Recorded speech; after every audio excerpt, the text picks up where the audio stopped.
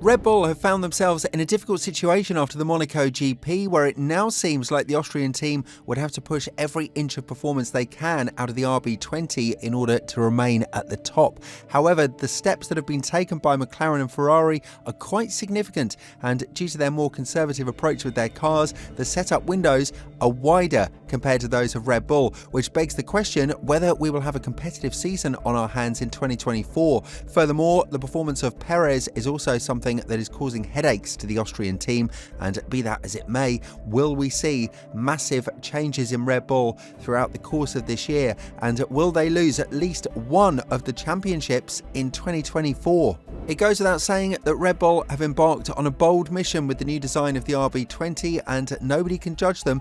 They have extracted the maximum potential they could have from the RB19, winning 21 out of the 22 venues the caravan visited last year. But that's definitely not going to be the case this year in 2024. After just 8 races in the season, Red Bull have seen themselves lose 3, which is not a negative trend because the team was already aware the 2023 season was just a one-off. The information coming from Ferrari and McLaren is quite worrying though for the Austrian squad.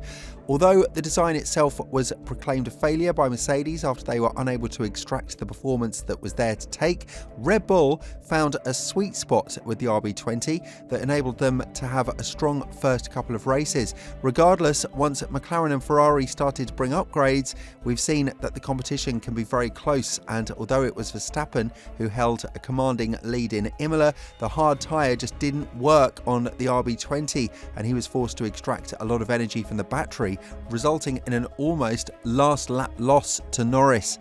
This is something that Red Bull will be eager to work on for the upcoming races, Barcelona especially. And when talking about the primary issue that the Austrian team has right now, Helmut Marko went on to say, the correlation between the simulator and the track doesn't work. In the simulator, we pass over the curbs without problems. Here, to quote Verstappen, the car bounces like a kangaroo. This is the problem, which was also evident in the setup in Miami and partly in Imola. This is where we have to start. But we believe that when we get to real circuits like Barcelona, for example, we will find our old form again. One thing is for sure, Red Bull won't have that dominant edge that they had from the past couple of years, and in a very interesting twist of events, the upgrade from Ferrari that arrived in Imola is not the only one that will come throughout the 2024 season.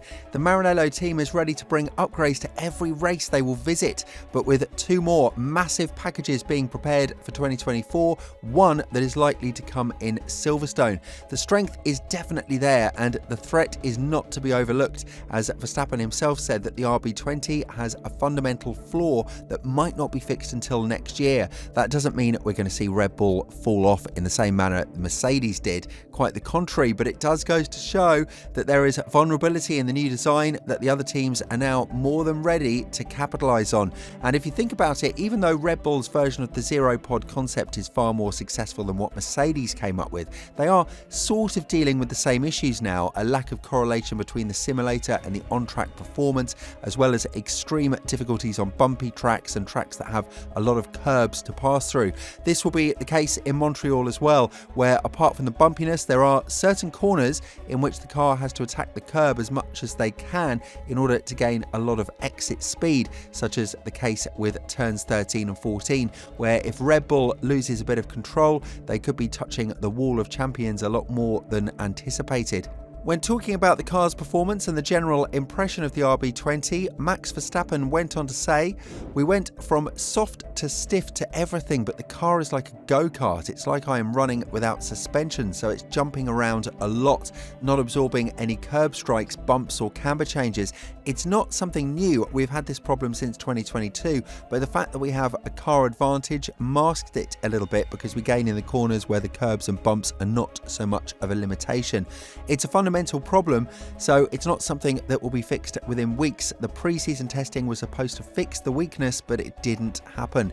If you look at the last 3 races, you'll notice that of the top 3 teams, Red Bull has gained the least number of points, 81, whereas Ferrari managed to rack up 101 points and McLaren is sitting in between with 85 points to their name. But what these other 2 teams have compared to Red Bull is a solid drivers pairing. Unlike Red Bull, who are now more or less again a one-man show, with Verstappen being the only driver to score points in Monaco and keeping that advantage steady at the front. Still, if Red Bull wants to keep the Constructors' Championship alive, they would have to see both of their drivers have a solid finishing position on every race, not just Verstappen. Unless it's the Dutchman winning it again with a 20-second advantage and nullifying the damage from a potential P2, P3 finish from Ferrari.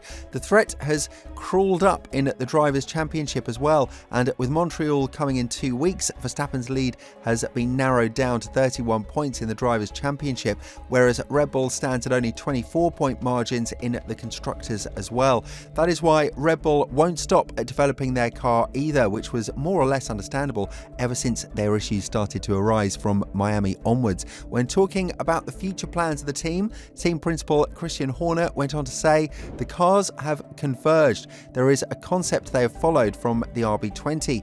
We are in year 3 of these regulations and there are diminishing returns.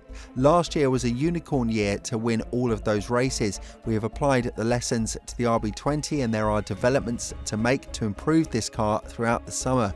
It will be interesting to see whether Red Bull has what it takes to cure the fundamental issue that Verstappen believes might take up until the next summer. However, even if Red Bull manages to find more performance out of their car, it's safe to assume that wins and pole positions won't come as a given to them like they did in the last couple of years. The underperformance of Perez has put him in a position where he's currently sitting at P5 in the Drivers' Championship, and quite frankly, the lead to Piastri, who is P6, is nothing too assuring given the fact that the Aussie driver is now in much better form than the Mexican driver. This is a headache that Red Bull would have to focus on fixing in the upcoming period due to the fact that Perez is out of contract from 2025 onwards, and the first condition he gave to Red Bull has been denied by the Austrian team, a contract that would have more than 2 years of guarantee on it. It's obvious that Red Bull understood that Perez might not be the driver they hoped for, especially now when the car is proving to be more of a tough platform to work out, and it would likely be Verstappen who would score wins and podiums on a regular basis, not being followed by Perez. Even Helmut Marko, who had a bit of support for Perez in the past period, went on to say that the goal for the Mexican driver is quite clear: follow Verstappen and be as close as you can to him, but qualifying P18 in Monaco, while Verstappen went into Q3 and scored P6 in a lap that was ruined by him touching the wall in turn 1, goes to show that Perez might not be anywhere close to a second driver status in Red Bull, and that's likely to change from 2025 onwards. With all of the car issues as well as Perez's situation in Red Bull, the facts speak louder than words. The Austrian team is in a bit of trouble and they need to be looking for a fix sooner rather than later. All of this begs the question, do we have an interesting season on our hands, and have Red Bull managed to find themselves in murky waters after being pushed into developing a car vastly different from the RB19? Let us know what you think in the comments below, and once you do that, make sure to check out the video that's appearing on your screen right now.